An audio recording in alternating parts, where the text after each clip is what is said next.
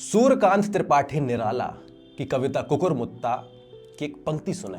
अबे सुन वे गुलाब, भूल मत जो पाई खुशबू रंगो आब, खून चूसा खाद का तूने असिस्ट, डाल पर इतरा रहा कैपिटलिस्ट। कुकुरमुत्ता कविता का मुख्य मुद्दा समाज में ऊंच नीच, वर्ग भेद और दिखावी श्रेष्ठता पर व्यंग कसना था। स्पष्ट दिखाई पड़ता है कि यह वो दौर था जब पूंजीवाद और समाजवाद के बीच एक गहरी खाई थी और दोनों के मध्य बढ़िया युद्ध चल रहा था। इसी दौरान जस्टिस सूर्यकांत का एक टिप्पणी देखते हैं। एक मसले की सुनवाई के दौरान सीजेआई ने टिप्पणी की थी कि कुछ बेरोजगार युवा कॉकरोच जैसे होते हैं जो आगे चलकर मीडिया, सोशल मीडिया या आरटीआई एक्टिविस्ट बन जाते हैं और सिस्टम पर लगातार हमला शुरू कर देते हैं।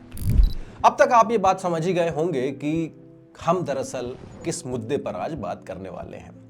ये वही मुद्दा है जिससे पूरा इंटरनेट सना पड़ा है और एक प्रकार से तूफान आया है। हर जगह, चाहे वो व्हाट्सएप हो, ट्विटर हो, एक्स हो, फेसबुक हो या लोगों का व्हाट्सएप हो, अपनी डीपी में कॉकरोच महाराज की फोटो लगा के उसका बखान हो रहा है।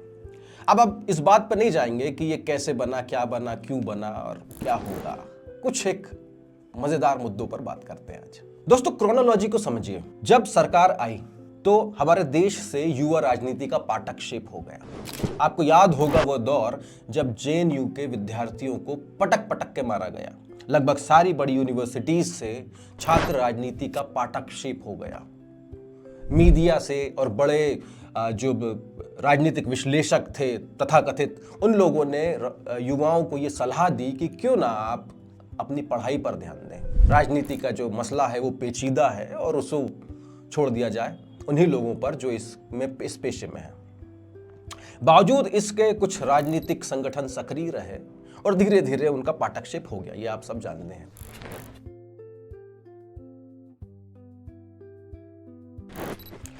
उसके बाद चालू होता है मीम कल्चर।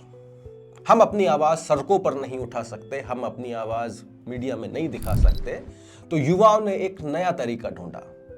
दरअसल ये भी सरकार की ही देन है, क्योंकि सरकार की जो मीडिया फोर्स है उसने सब चीजों को बहुत आसान किया और मीम्स के माध्यम से बताया। मीम्स दरअसल एक व्यंग है, दरअसल एक कॉमेडी है जो ये बताती है कि किस तरीके से आपको किसी मुद्दे को बहुत लाइट करना है। लोगों को उसकी आदत पड़ गई और चीफ जस्टिस ऑफ इंडिया ने जब कॉकरोच और पैरासाइट जैसी बातें कही तो ये भी मीम लगा। लेकिन दोस्तों, बहुत मंझे हुए और बड़े कॉमेडियन अक्सर ये बात कहा करते हैं कि एक जो सबसे बेहतरीन कॉमेडी होती है वो अपने आप में एक दर्द को समेटे होती है, और ये कॉकरोच मीम भी अपने आप में राजनीति का एक दर्द समेटे हुआ है। मौजूदा स्थिति की उस पीड़ा को दर्शाता है जो हर युवा के भीतर घर कर गई है। मौजूदा सरकार इस समस्याओं के निदान में पूर्णतः असफल रही।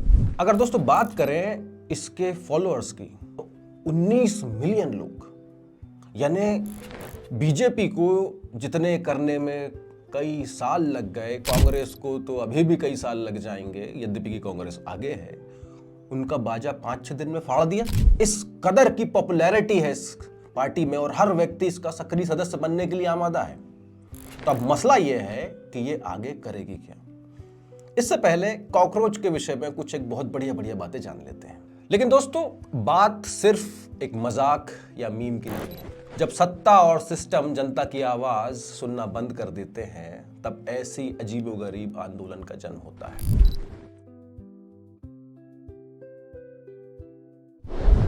भगत सिंह ने साल 1929 में जेल में एक ऐतिहासिक बात कही थी जो आज के दौर में बिल्कुल फिट बैठ रही है।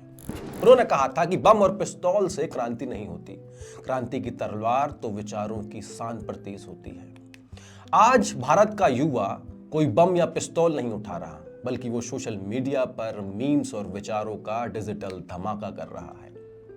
ये युवाओं के विचारों की वो तलवार है जो सीधे सत्ता की कुर्सी पर बैठे उन बहरे नेताओं पर वार कर रही है जिन्हें युवाओं की बेरोजगारी, पेपर लीक और टूटते सपने दिखाई नहीं पड़ते। दोस्तों, कॉकरोच जनता पार्टी का उदय असल में हमारी मौजूदा राजनीतिक व्यवस्था का सबसे बड़ा विफल प्रतिमान है। जब मुख्य धारा की पार्टियां युवाओं के असल मुद्दों पर बात करना बंद कर देती है तो देश का पढ़ा लिखा युवा खुद को कॉकरोच मानकर सिस्टम पर हंसने को मजबूर हो जाता। यह हंसी नहीं है, यह सड़े हुए सिस्टम पर जोरदार तमाचा है।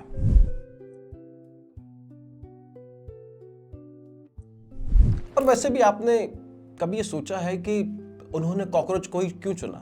हाँ, सीजीआई ने उनको कॉकरोच कहा, लेकिन कॉकरोच की अपनी कुछ विशेषताएं हैं। साइंस कहती है कि कॉकरोच इस पूरी दुनिया में सबसे ढीठ और जीवट प्राणी है। इसके जिंदा रहने का साइंस इतना तगड़ा है कि आप सोच भी नहीं सकते हैं। इसका पहला साइंस फैक्ट है कि बिना सिर के 1 सप्ताह से ज्यादा जीवित रह सकता है। दरअसल इंसानों का ब्लड प्रेशर हाई होता है, सिर कटने पर खून बह जाता है, लेकिन कॉकरोच को ओपन सर्कुलेटरी सिस्टम मिलता है। सिर कटने पर इसका खून नहीं बहता, वो नाक से नहीं बल्कि शरीर के भिन्न छिद्रों से सांस लेता है। और वो मरता सिर्फ इसलिए है क्योंकि सिर ना होने की वजह से वो पानी नहीं पीता। दूसरा साइंस फैक्ट ये है कि बिना खाए 1 महीने और पानी पिए बगैर 2 सप्ताह तक रह सकता है। क्योंकि ये कोल्ड ब्लडेड जीव है, अपने शरीर को गर्म रखने के लिए इंसानों की तरह ज्यादा कैलोरी और एनर्जी की आवश्यकता नहीं होती इसे। तीसरा और सबसे महत्वपूर्ण फैक्ट कि इन पर जब परमाणु बम भी गिरे तो बेअसर है। इंसानों की कोशिकाएं हर वक्त डिवाइड होती हैं, इसलिए रेडिएशन इंसानों को तुरंत मार देता है, लेकिन कॉकरोच की कोशिका बहुत धीमे धीमे डिवाइड होती हैं। इसी वजह से इंसानों के मुकाबले 10 गुना ज्यादा घातक रेडिएशन और न्यूक्लियर ब्लास्ट भी ये झेल लेते। ठीक इसी तरह आज का भारतीय युवा इस देश का पॉलिटिकल कॉकरोच बन चुका है। सिस्टम ने उस पर हर तरह का परमाणु हमला करके देख लिया। कभी पेपर लीक का बम फोड़ा, कभी वैकेंसी खत्म कर दी, कभी लाठियां बरसाई, तो कभी उसे परजीवी कहकर उसकी इज्जत को तार तार कर दिया। लेकिन यह युवा बहुत ही जीवट है। सिर कटने के बाद भी इनका हौसला सांस ले रहा है। ये कहते हैं कि तुम जितने थप्पड़े मारोगे वो उतनी ही ताकत से वापस उठ खड़े होंगे। तुम इन्हें सिस्टम से जितना बाहर फेंकोगे ये उतनी ही ताकत से आपके पास वापस आएंगे। सोशल मीडिया के रास्ते तुम्हारी सत्ता की कुर्सियों तक रेंगते हुए पहुंच जाएंगे। अब बहुत सारे लोगों के मन के भीतर ये विचार कौंध रहा होगा कि ये वाकई में कोई मजाक है या इससे कुछ होने वाला भी है। तो रुकिए, इतिहास गवाह है कि जब जब जनता मुख्य धारा की राजनीति से तंग आ गई है तब तब ऐसे मजाक ने सत्ता पलट दी है। उदाहरण के तौर पर इटली का वो 5 स्टार मूवमेंट। साल 2009 में इटली के एक मशहूर कॉमेडियन बेप्पे ग्रिलो ने वहां के भ्रष्ट नेताओं का मजाक उड़ाने के लिए एक ब्लॉग और मूवमेंट शुरू किया। सबने कहा ये तो जोकर है, लेकिन जानते हैं क्या हुआ? कुछ ही सालों में इटली की सबसे बड़ी पार्टी बन के ये उभरी और 2018 में इटली में इसने अपनी सरकार बना ली। अरे ऐसा ही एग्जाम्पल आयरलैंड की बेस्ट पार्टी का है। आयरलैंड के कॉमेडियन यान ग्यार ने सिर्फ मजे लेने के लिए एक पार्टी बनाई जिसका नाम रखा बेस्ट पार्टी। उन्होंने वादा किया कि वो सत्ता में आकर सारे वादे तोड़ देंगे। वहां की जनता पारंपरिक नेताओं से इतनी नफरत करती थी कि उन्होंने एक मजाक को वोट दे दिया। कॉमेडियन वहां की राजधानी के मेयर बन गए। दोस्तों, कॉकरोच जनता पार्टी को लोग हल्के में लेने का प्रयास कर रहे थे, लेकिन सबसे पहले टीएमसी एमपी महुआ मोइत्रा ने इसको ज्वाइन किया, इसके बाद कीर्ति आजाद ने, और अब एक फहरिस्त बड़ी लंबी है कि कितने ही लोग इसको ज्वाइन कर चुके हैं। इनका स्लोगन है सेक्युलर, सोशलिस्ट, डेमोक्रेटिक, लेजी, और इनके 5 पॉइंट मैनिफेस्टो में है। मीडिया की आजादी, महिला आरक्षण, दल बदल पर रोक, वोट लिस्ट की सुरक्षा जैसे गंभीर मुद्दों पर इन्होंने अपनी बातें रखी। दोस्तों, अब सबसे बड़ा सवाल यह है कि क्या भारत में भी इटली और आयरलैंड जैसे बदलाव हो पाएंगे? क्या ये सच में पॉलिटिकल पार्टी बनेगी या फिर ये इंटरनेट मूवमेंट बनकर रह जाएगी? खैर, जो भी हो, लेकिन एक बात आज तो साफ है कि भारत का युवा अब चुप बैठने वाला नहीं है। भारतीय राजनीति अब सिर्फ रैलियों से नहीं बल्कि मीम्स और मूवमेंट कल्चर की शेप ले रही है। अगर आपको भी लगता है कि देश की राजनीति को इस जीवट डिजिटल झटके की जरूरत है तो कमेंट में सीजेपी जरूर लिखें और अपनी राय हमें जरूर बताएं। वीडियो अच्छा लगा हो तो चैनल को लाइक करें, शेयर करें और सब्सक्राइब करें।